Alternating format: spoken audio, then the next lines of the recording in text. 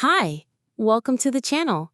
Please subscribe to the channel so that we can give you real story, which you can connect with your lives. We are having our third baby, and after ultrasound, I feel like we are having third girl child, and it changed my life, as he wants boy instead of girl, and he didn't told me. If someone had asked months ago what she thought about her life, she would have smiled and said, "I'm happy. I have a good husband and two wonderful daughters, and we're going to have another baby soon." If someone had looked closely at her eyes, really closely, maybe they would have seen the worry hiding there. But no one ever looked that close. From the outside, Ilara had what many people wanted: a job at a bustling marketing firm, crafting campaigns for big brands, a spacious townhouse in the quiet suburbs of Greenview Heights, and a husband who seemed to adore her. People thought her life was perfect, but inside the Sharma residence, things were not what they looked like. On a chilly Friday morning in November, Ilara woke up to the sound of Rohan pacing in the kitchen. She looked at her phone to see what time it was: 5:30 a.m. The sky outside was still dark and gray, promising a cold day. Ilara slowly got out of bed, her large belly making everything harder now. The baby inside her was due any day, and she felt heavy and tired. She put on her warm robe and walked carefully to the kitchen. Rohan was standing by the espresso machine, tapping his fingers impatiently on the counter. His face looked tense, even this early in the morning. When he saw Ilara, he didn't smile or say good morning like husbands usually do. "Hello, Rohan," Ilara said softly, trying to sound cheerful. Rohan didn't look at her. Instead, he kept staring at his espresso cup. "Do you know what day it is?" he asked in a cold voice. Ilara felt her stomach tighten, not from the baby's movements, but from fear. She knew exactly what day it was. "Yes," she said quietly, "it's payday." "That's right," Rohan said, finally looking at her with hard, mean eyes. "It's payday, so why are you acting like it's just a normal day?" Ilara put her hand on her large belly, feeling the baby. Dark clouds were starting to gather in the sky. The wind was beginning to blow harder, making the windows of their townhouse shake a little. It looked like a storm was coming. Ilara looked at Rohan's angry face and realized that the man she had married was not the same person standing in front of her now. When they first met, Rohan had been kind and funny. He used to bring her flowers and tell her she was beautiful. But slowly, month by month, he had changed into someone mean and scary, especially after her second daughter was born, and even more so when he found out the third was also a girl. "Rohan, I love you, but I have to think about our baby now. When the baby comes, we'll need money for formula and diapers and doctor visits. Please try to see that I'm trying to take care of our family. Our daughters need security too." Rohan stared at her for a long moment. For just a second, Ilara thought maybe he would understand. Maybe he would remember how much he used to. Rohan smiled, but it wasn't a nice smile. It was the kind of smile that made Ilara feel scared.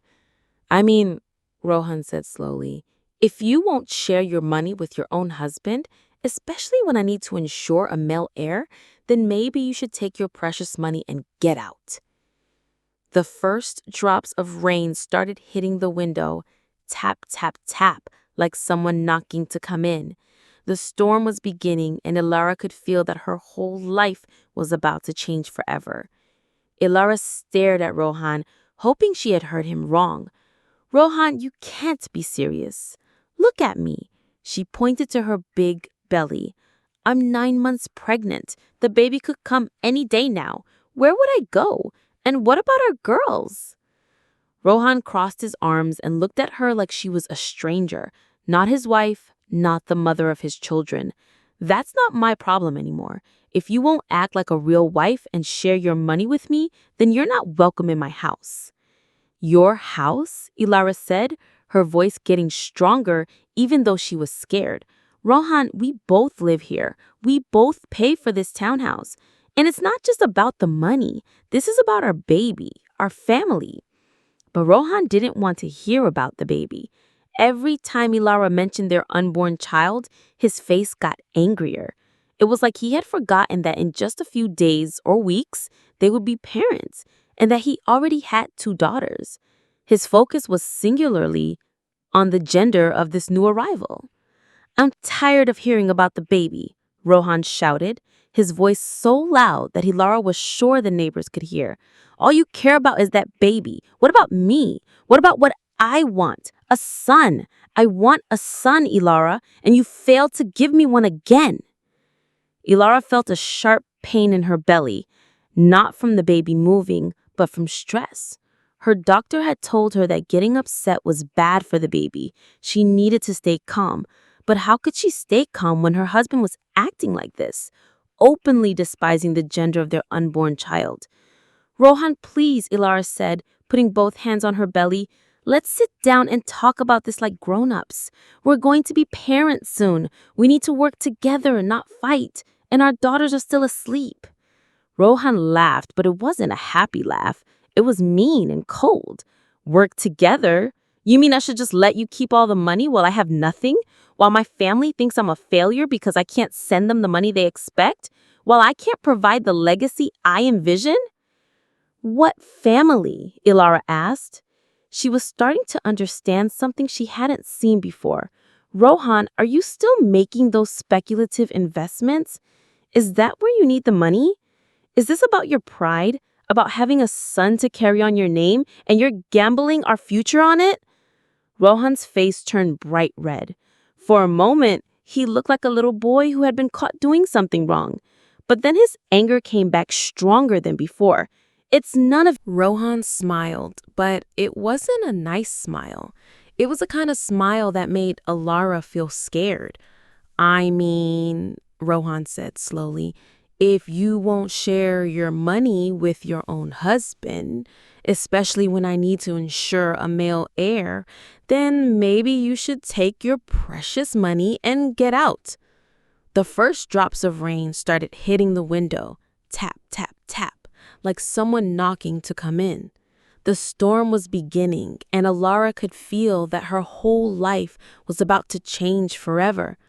Ilara stared at Rohan, hoping she had heard him wrong. Rohan, you can't be serious. Look at me, she pointed to her big belly. I'm 9 months pregnant. The baby could come any day now. Where would I go? And what about our girls? Rohan crossed his arms and looked at her like she was a stranger, not his wife, not the mother of his children. That's not my problem anymore. If you won't act like a real wife and share your money with me, then you're not welcome in my house. Your house? Ilara said, her voice getting stronger, even though she was scared. Rohan, we both live here. We both pay for this townhouse. And it's not just about the money. This is about our baby, our family. But Rohan didn't want to hear about the baby. Every time Ilara mentioned their unborn child, his face got angrier. It was like he had forgotten that in just a few days or weeks, they would be parents, and that he already had 2 daughters. His focus was singularly on the gender of this new arrival. I'm tired of hearing about the baby, Rohan shouted, his voice so loud that Ilara was sure the neighbors could hear. All you care about is that baby. What about me? What about what I want? A son. I want a son, Ilara, and you failed to give me one again. Ilara felt a sharp pain in her belly, not from the baby moving, but from stress. Her doctor had told her that getting upset was bad for the baby. She needed to stay calm, but how could she stay calm when her husband was acting like this, openly despising the gender of their unborn child? Rohan, please, Ilara said, putting both hands on her belly. Let's sit down and talk about this like grown-ups. We're going to be parents soon. We need to work together, not fight, and our daughters are still asleep. Rohan laughed, but it wasn't a happy laugh. It was mean and cold. Work together? You mean I should just let you keep all the money while I have nothing? While my family thinks I'm a failure because I can't send them the money they expect? While I can't provide the legacy I envision? What family? Alara asked. She was starting to understand something she hadn't seen before. Rohan, are you still making those speculative investments? Is that where you need the money? Is this about your pride? About having a son to carry on your name and you're gambling our future on it? Rohan's face turned bright red. For a moment, he looked like a little boy who had been caught doing something wrong. But then his anger came back, stronger than before. Soft yellow blanket her mother had knitted for the baby. Her hands moved slowly, like she was underwater. From the kitchen, she could hear Rohan pacing back and forth, his footsteps heavy on the floor. The rain was getting even heavier now, pounding on the roof like 100 drums. When Alara came back to the kitchen with her packed suitcase, Rohan was standing by the front door with his arms crossed. He looked at her with no love, no kindness, no worry for her safety, no thought for their unborn child, or the daughters who would wake up to an empty house. "I'm packed," Alara said softly, still hoping that maybe Rohan would change his mind. Maybe when he saw her standing there, scared and pregnant and holding a suitcase, he would remember that he loved her. But Rohan's heart seemed to be made of stone, hardened by his desire for a son. "Good," he said. He walked over and opened the front door wide. A blast of cold, wet air rushed into the apartment. Alara could see the rain pouring down like a waterfall from the dark sky. The wind was howling like a wild animal. "Rohan, please," Alara begged. "It's a terrible storm out there. I could get sick. The baby could get hurt." But Rohan had made up his mind. He grabbed Alara's arm again and pulled her toward the open door. "Out," he said simply, and before Alara could say another word, Rohan pushed her through the doorway and into the cold, dark, rainy night. Alara stumbled forward, trying not to fall. The suitcase fell from her hand and landed in a big puddle with a loud splash. The rain hit her like a wall of ice-cold water, soaking through her thin shirt and pants in seconds. She turned around quickly, hoping Rohan would realize what he had done and let her back inside. But instead, she heard the door slam shut with a loud bang. The sound echoed through the empty street like a gunshot. Alara stood there in the pouring rain, staring at the closed door of what used to be her home. She couldn't believe this was really happening. Just an hour ago, she had been warm and safe in her own bed. Now she was standing in the street, alone and scared, with nowhere to go, leaving her 2 daughters behind, oblivious in their sleep. The rain was so heavy that she could barely see. Water ran down her face and hair, making it hard to tell if she was crying or if it was just the rain. Her clothes stuck to her skin, and she was shivering so hard her teeth were chattering. Alara bent down slowly to pick up her wet suitcase. It was hard to bend over with her big belly, and the rain made everything slippery. As she tried to stand up straight, she felt a sharp pain shoot across her stomach. "Ow," she said out loud, putting her free hand on her belly. The pain was different from anything she had felt before. It was stronger and scarier than the little kicks and movements the baby usually made. "Please, baby," Alara whispered, talking to the child inside her. "Please don't come now. Not tonight. Not like this." But the pain came again, stronger this time. Alara had to lean against a parked car to keep from falling down. She knew what this meant. She had read about it in all the baby books. These weren't just normal pregnancy. And carefully crossed the empty street, moving as fast as she could with her big belly. The light was coming from the kitchen window of a house with a pretty garden in front. Even in the darkened rain, Alara could see flower pots on the front porch. She walked up to the front door and knocked as loudly as she could.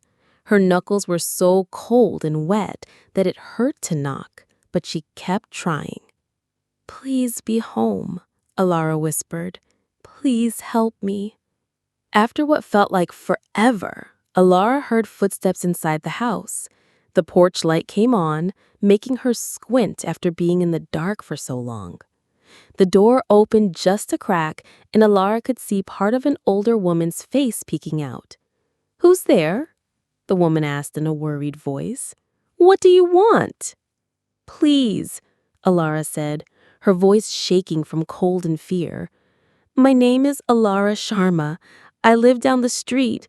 My husband, he threw me out, and I'm having contractions. I think my baby is coming, and I don't know what to do. The woman's eyes got wide when she saw Alara standing there in the rain, soaking wet and obviously pregnant. Without saying another word, she threw the door open wide. Oh my goodness, the woman said. Come in. Come in right now, you poor thing. The woman quickly helped Alara inside, closing the door behind them to keep out the cold, rain, and wind. Alara stood in the warm hallway, dripping water all over the clean floor, but the woman didn't seem to care about that at all. My name is Mrs. Kapoor, the woman said kindly. Don't worry about the water, dear. Let's get you warm and dry. Mrs. Kapoor was probably around 65 years old, with soft gray hair and gentle brown eyes. She was wearing a pink bathrobe and fuzzy slippers, which meant Alara had woken her up. But Mrs. Kapoor didn't look angry or annoyed. She looked worried and caring, like a grandmother would. Thank you so much, Alara said, her teeth still chattering from the cold. I'm so sorry to bother you so late at night, but I didn't know where else to go. Another contraction hit Alara, stronger than the ones before. She had to grab onto the wall to keep from falling down. A small cry escaped from her mouth before she could stop it. Oh dear, Mrs. Kapoor said, her eyes filled with worry. How far apart are your contractions? When did they start? They started when... Alara had to stop talking as another wave of pain washed over her. When my husband pushed me out into the rain about 15 minutes ago. They're getting stronger and closer together. Mrs. Kapoor's face changed from worried to angry. Your husband did what? He threw you out in the storm while you were about to have a baby? Alara, Mrs. Kapoor said, nodding thoughtfully. And what about your family, your parents? Do they know how he treats you? My mother lives far away in another state, Ilara explained. She doesn't know how bad things have gotten. Rohan is always very nice when other people are around. He acts like the perfect husband in front of everyone else. Another contraction hit Ilara, this one so strong that she had to grip the edge of the table. Mrs. Kapoor quickly got up and rubbed Ilara's back in gentle circles, just like Ilara's mother used to do when she was sick as a child. Breathe, dear, Mrs. Kapoor said softly. In and out, slow and steady. That's it. When the contraction passed, Ilara looked up at Mrs. Kapoor with tears in her eyes. What if something is wrong with my baby? What if being out in the cold and rain hurt the baby? What if I'm not ready to be a mother to 3 girls, especially after Rohan's reaction? Oh, sweetheart, Mrs. Kapoor said, taking Ilara's hands in hers. You're going to be a wonderful mother. I can tell just by looking at you. You were willing to stand up to your husband to protect your baby's future. That shows how much you already love this little one. Just then, they heard the sound of sirens getting closer and closer. Red and blue lights flashed through the kitchen window as the ambulance pulled up in front of Mrs. Kapoor's house. They're here, Mrs. Kapoor said, squeezing Ilara's hands. Everything is going to be okay now. The doctors and nurses will take good care of you and your baby. There was a knock at the door, and Mrs. Kapoor hurried to answer it. 2 paramedics came in carrying a stretcher and medical equipment. One was a young man with kind eyes, and the other was a woman with short brown hair. Hello, I'm Arjun, and this is Priya, the male paramedic said to Ilara. We're here to help you and your baby. Can you tell us your name and how you're feeling? My name is Alara Sharma, she said, trying to stay calm. I'm 9 months pregnant, and I started having contractions about an hour ago. They're getting stronger and closer together. Priya knelt down next to Alara and took her pulse while Arjun asked more questions. When is your due date? Is this your first baby? Do you have any medical problems we should know about? My due date is next week. This is my third baby, but I've never experienced this much stress. I don't have any health problems, but I'm scared because I was out in the rain and cold for a while before Mrs. Kapoor found me. Don't worry, Priya said with a reassuring smile. We're going to take you to the hospital right now, and the doctors will make sure both you and your baby are safe. The paramedics helped Ilara onto the stretcher and covered her with warm blankets. As they were getting ready to take her to the ambulance, Mrs. Kapoor grabbed Ilara's hand. I'm going to follow you to the hospital in my car, Mrs. Kapoor said firmly. You shouldn't be alone at a time like this. But you don't even know me, Ilara said, more tears flowing down her cheek. The ambulance, as the back doors opened, several people in scrubs came running out, doctors and nurses who were ready to help Ilara and her baby. Everything happened very fast. Ilara was wheeled inside on the stretcher through hallways that smelled like cleaning supplies and medicine. Room 3, a nurse with red hair called out. Dr. Singh is on her way. They moved Ilara from the ambulance stretcher to a hospital bed in a clean white room. A nurse named Deepa started asking questions while another nurse hooked up machines that would monitor the baby's heartbeat. When did the contractions start? How far apart are they? Any bleeding or fluid leaking? Deepa asked, writing down Ilara's answers on a clipboard. The contractions started about 2 hours ago, Ilara said. They're about 4 or 5 minutes apart now, and they're getting stronger. No bleeding that I know of. Dr. Singh came into the room, a woman with kind eyes and black hair pulled back in a ponytail. She washed her hands carefully and put on plastic gloves. Hello, Ilara. I'm Dr. Singh. I'm going to examine you and check how the baby is doing. Is this your first baby? No, Ilara said nervously. Is it normal for the baby to come this early? My due date isn't for another week. A week early is very normal, Dr. Singh said with a reassuring smile. Many first babies come a little early or a little late. Let me check to see how far along you are. After a few minutes of examining Ilara and checking the machines, Dr. Singh looked pleased. Good news, Ilara. The baby looks healthy and strong. You're about 4 centimeters dilated, which means you're definitely in labor, but you still have some time before the baby arrives. How much time? Ilara asked. Probably a few more hours, Dr. Singh said. First babies usually take their time. Deepa is going to help you get comfortable and walk you through what to expect. Just then, there was a soft knock on the door. Mrs. Kapoor peered in, looking worried but hopeful. May I come in, dear? Mrs. Kapoor asked. I wanted to make sure you were okay. Yes, please come in, Ilara said, feeling happy to see a friendly face. Dr. Singh, this is Mrs. Kapoor. She saved my life tonight. Mrs. Kapoor came over and took Ilara's hand. How are you feeling, sweetheart? What did the doctor say? The baby is healthy and everything looks normal, Ilara said, but I'm going to be here for a while.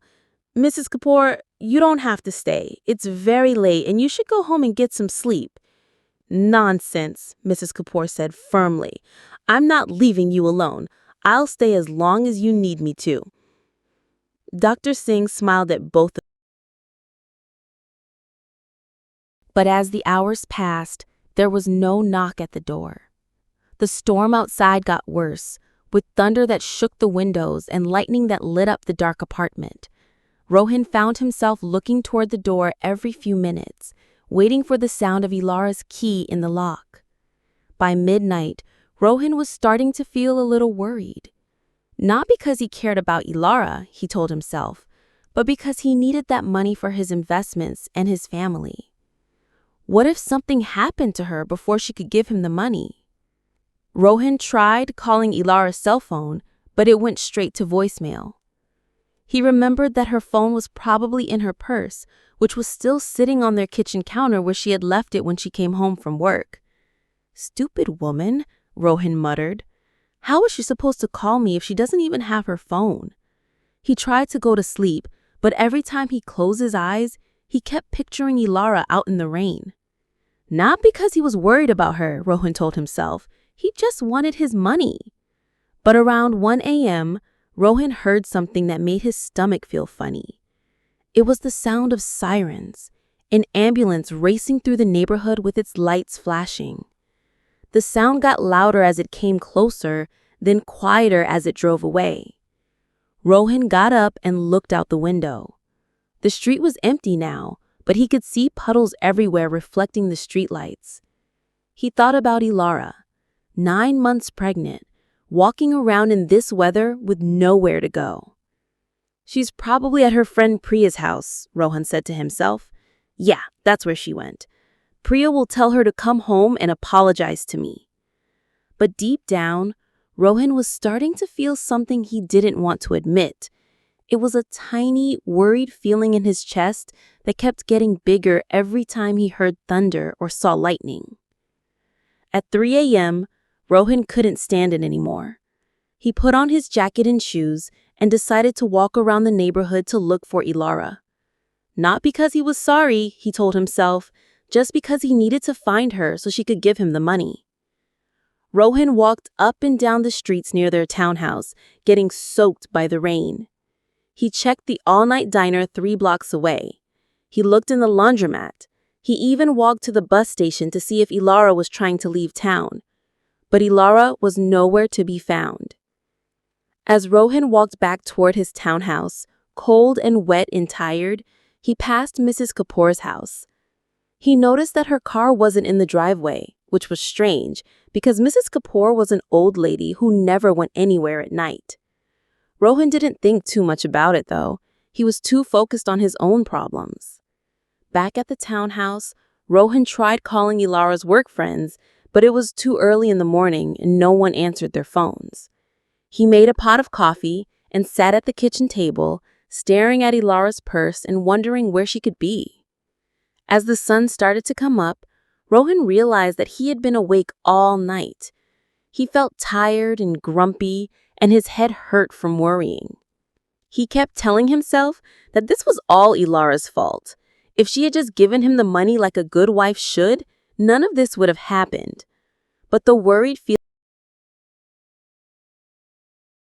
But what about money? Ilara worried. How will I pay for diapers and formula and a crib? I only have the money from my last paycheck, and that has to pay for rent and food too. One step at a time, dear, Mrs. Kapoor said gently. Right now, just focus on bringing this baby into the world safely. We'll figure out everything else later. And remember, you're not as alone as you think. There are people who care about you and want to help.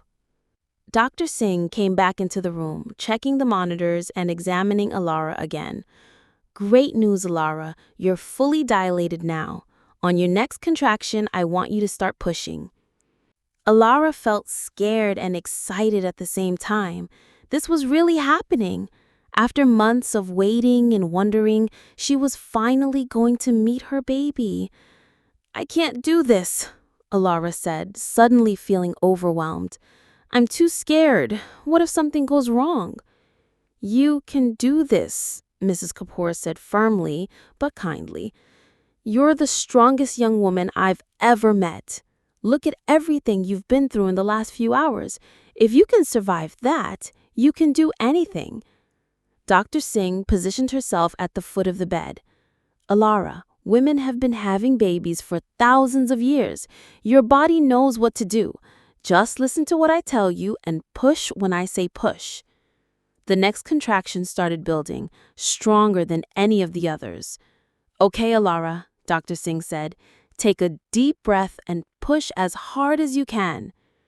Ilara pushed with all her strength, squeezing Mrs. Kapoor's hand so hard she was afraid she might hurt her. But Mrs. Kapoor just squeezed back, giving Ilara all the support she needed. I can see the baby's head, Dr. Singh said excitedly. The baby has dark hair just like yours, Ilara. One more big push and the head will be out. Ilara took the deepest breath of her life and pushed harder than she ever had before. She felt like she was using every bit of strength in her whole body. The head is out, Dr. Singh announced. One more push for the shoulders and then your baby will be here. Alara pushed one last time, and suddenly she felt a rush of relief as the baby slipped out completely. The room filled with the sound of a baby's first cry, loud and strong and beautiful. "It's a girl," Dr. Singh said with a huge smile. "Alara, you have a beautiful, healthy daughter." Alara started crying, not from pain this time, but from pure joy. She had done it. She had brought her baby girl safely into the world, a girl that Rohan had rejected. Dr. Singh quickly cleaned the baby and checked to make sure everything was okay. "She's perfect," the doctor said. 7 pounds, 5 ounces, and 19 inches long. All her fingers and toes are there, and her lungs are nice and strong.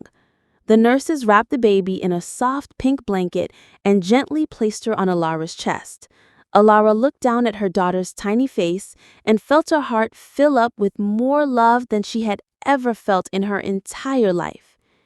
"Hello, little one," Alara whispered, touching the baby softly. Rohan hung up the phone, feeling frustrated and scared.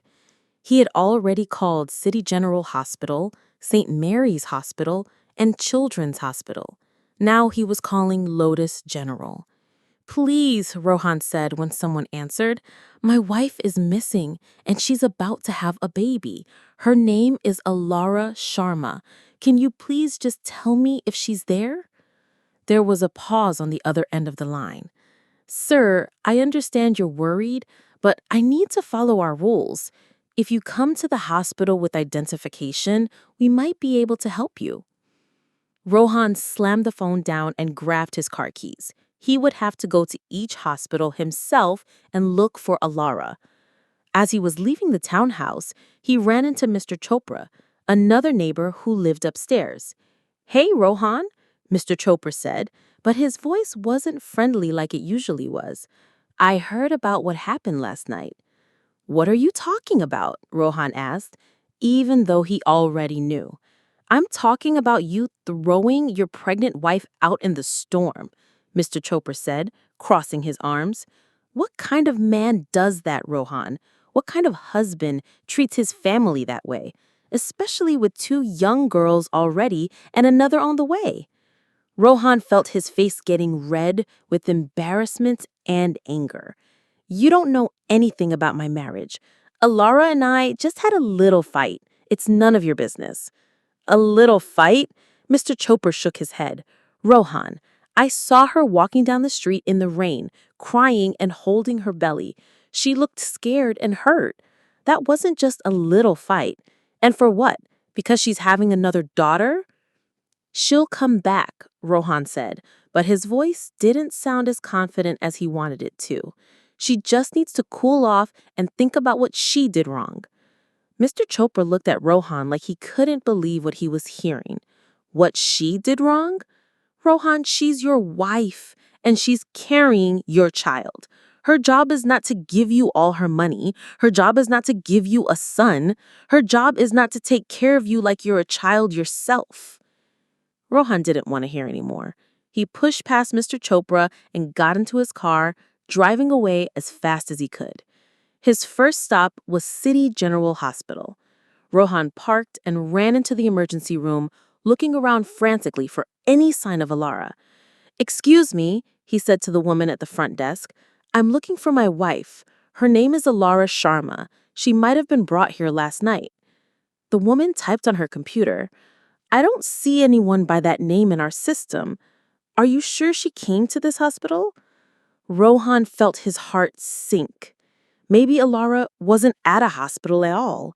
Maybe something worse had happened to her and the baby. He drove to St. Mary's Hospital next, then to Children's Hospital, getting the same answer at each place. No one had seen Alara. Dangerous storm. Because she wouldn't give him money and because she was having another daughter instead of the son he craved. He had chosen his own selfish wants and obsession over the safety of his family. As he sat there in that hospital waiting room, surrounded by other people who were worried about their loved ones, Rohana began to understand something important. He had made the biggest mistake of his life. Rohan sat in that waiting room for 4 hours, watching people come and go. He saw happy families visiting new babies, worried relatives checking on sick loved ones, and doctors walking quickly from room to room. Everyone seemed to have somewhere to be, someone who wanted to see them. But Rohan was alone. His wife didn't want to see him. His baby had been born, and he wasn't even allowed to know if it was a boy or a girl. Finally, around noon, Rohan saw Mrs. Kapoor walking down the hallway, carrying a cup of coffee and a sandwich. Her clothes looked wrinkled, like she had been at the hospital all night. Rohan stood up and walked over to her. "Mrs. Kapoor," he said quietly, "please, I need to talk to you." Mrs. Kapoor looked at Rohan with cold eyes. She had always been polite to him before, but now she looked at him like he was a stranger she didn't trust. "What do you want, Rohan?" Mrs. Kapoor asked. "I want to see Alara," Rohan said. "I want to see my baby. Please, can you help me? Can you tell Alara that I'm here and I'm sorry?" Mrs. Kapoor stared at Rohan for a long moment. "You're sorry," Mrs. Kapoor said. "You threw your 9-month pregnant wife out in a thunderstorm, knowing she was having another daughter, and now you're sorry?" Rohan felt his face getting hot with embarrassment. "I was angry," he said. "I made a mistake. I want to make it right." "A mistake?" Mrs. Kapoor's voice got a little louder, and other people in the hallway started to look at them. "Rohan, do you know what happened after you threw Alara out? Do you know what could have happened to her and your baby?" Rohan shook his head slowly. He had been so worried about finding Alara that he hadn't really thought about what she went through after he pushed her out the door. "She walked through the rain for 20 minutes before I found her," Mrs. Kapoor said, her voice laced with pain. "She was soaking wet, shivering, and having contractions. She could have given birth right there on the sidewalk. She could have gotten pneumonia. The baby could have been hurt." Rohan felt like someone had punched him in the stomach. "But they're okay, right? The man at the desk said they're both healthy."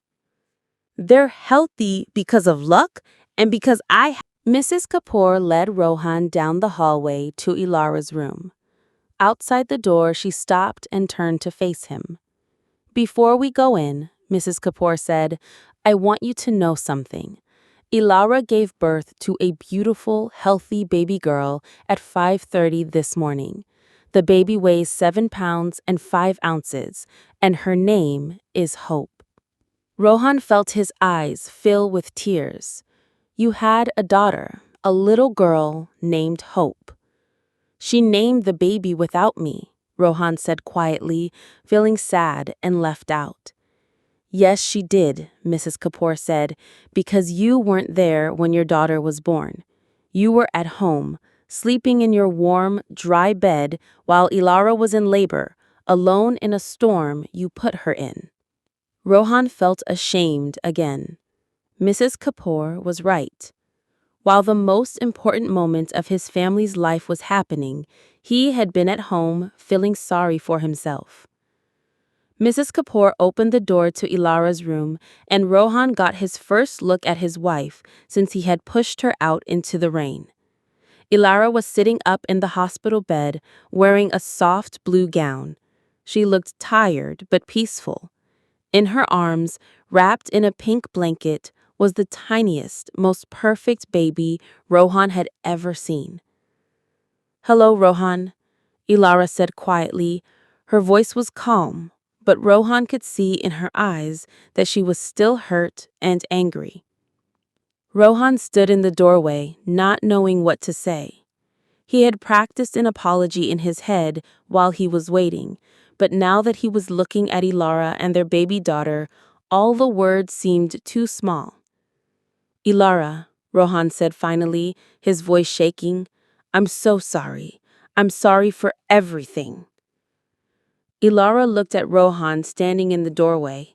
Her face was calm, but her eyes were cold, colder than Rohan had ever seen them before. "You can come in," Ilara said quietly, "but don't come too close." Rohan took a few steps into the room, his eyes immediately going to the tiny bundle in Ilara's arms. He could see a little face peeking out from a soft pink blanket. His daughter, sleeping peacefully. "She's beautiful," Rohan whispered, feeling tears in his eyes. "Ilara, she's perfect." "Her name is Hope," Ilara said, not looking at Rohan. Instead, she looked down at the baby with love and tenderness. "I named her Hope because she represents everything good that can come from the worst situations, even a new beginning for me and my 3 daughters." Rohan wanted to move closer, wanted to see his daughter's face better, but something in Ilara's voice warned him to stay where he was. Rohan pressed his hands against the glass window, looking at his daughter. She was so tiny, so perfect. Her little chest moved up and down as she breathed. Her tiny fists were curled up near her face, and she had dark hair just like Ilara's. "She's beautiful," Rohan whispered, tears rolling down his cheeks. "She's the most beautiful thing I've ever seen." But even as he said those words, Rohan realized something terrible. He was looking at his own daughter through a piece of glass, like she was in a zoo. He couldn't touch her, couldn't hold her, couldn't even be in the same room with her because her mother didn't trust him. This was what he had done to his family. This was the price of throwing Ilara out into the rain because she bore him another girl. Rohan stood there for a long time, just looking at Hope through the window. Other families walked by, happy fathers carrying balloons, grandparents cooing over new babies, siblings excited to meet their new brother or sister. But Rohan was alone, separated from his daughter by glass and by the terrible choice he had made the night before. When he finally walked back to Ilara's room, Mrs. Kapoor was waiting for him in the hallway. "Rohan," she said gently, "I think it's time for you to go home. Ilara needs to rest, and she's made it clear that she needs space right now." "When can I come back?" Rohan asked desperately. "When can I see Hope again?" "That's up to Ilara," Mrs. Kapoor replied. "But Rohan, if you really want to be a part of your daughter's life, you need to prove that you've changed. You need to show Ilara that you can be trusted, that you value all your children equally." Rohan nodded, even though his heart was breaking. He looked back toward Ilara's room one more time, then walked slowly toward the elevator. As the elevator doors closed, Rohan realized that he was going home to an empty townhouse, an apartment that no longer felt like a home at all. The drive home felt like the longest trip of Rohan's life. Every red light, every turn brought him closer to a townhouse that would now feel hollow and cold. As he parked his car and walked up the stairs to his front door, Rohan could hear his footsteps echoing in the empty hallway. He put his key in the lock and opened the door. The townhouse was exactly as he had left it the night before.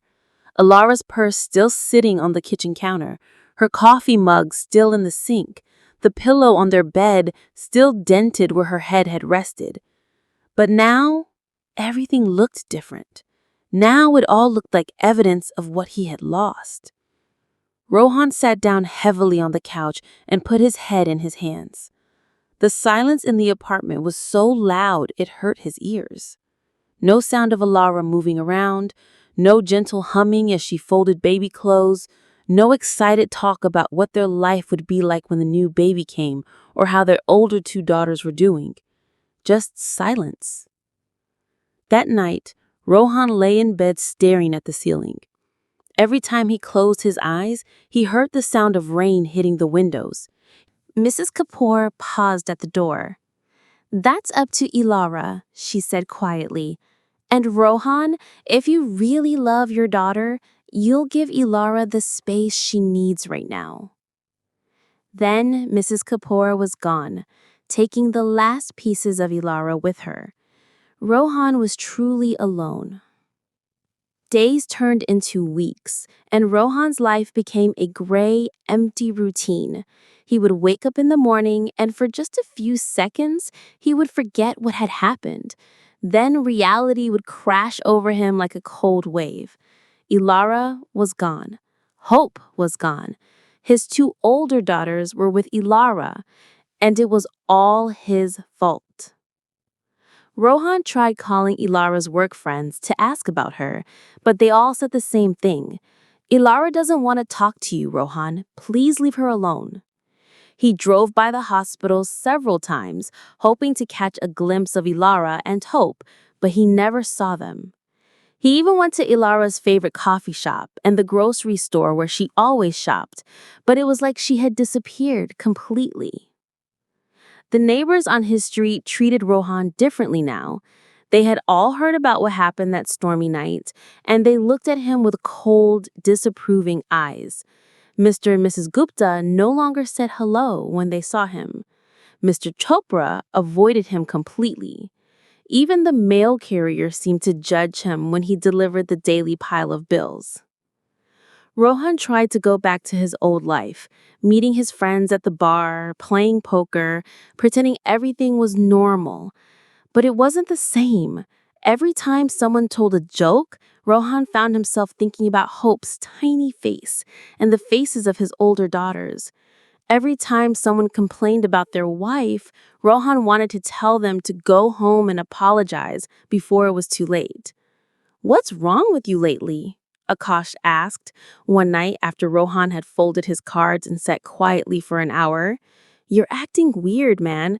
It's like you're not even here." "Nothing's wrong," Rohan lied, just like he had been lying for weeks. But everything was wrong. Rohan had lost the four most important people in his life, and he was slowly realizing that he might never get them back.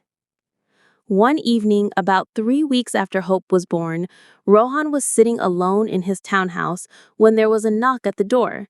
His heart jumped with the same hope it always did. Maybe it was Ilara. But when he opened the door, he found a young man in a suit, holding an envelope. "Rohan Sharma?" the man asked. "Yes," Rohan replied. "You've been served," the man said, handing Rohan the envelope. "Have a good day." Rohan's hands shook as he opened the envelope. Inside were legal papers, divorce papers. Ilara was officially ending their marriage. Rohan read through the papers twice, trying to understand all the legal words, but the message was clear. Ilara wanted nothing from him.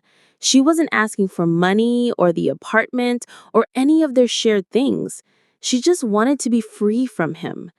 The papers also mentioned something about supervised visitation for Hope and her other two daughters, which meant Rohan might be allowed to see his children sometimes. But Share the story to your husband or family member who want boy so that they can understand girl or boy. No matters. We have healthy child in our family. Thanks for watching our channel.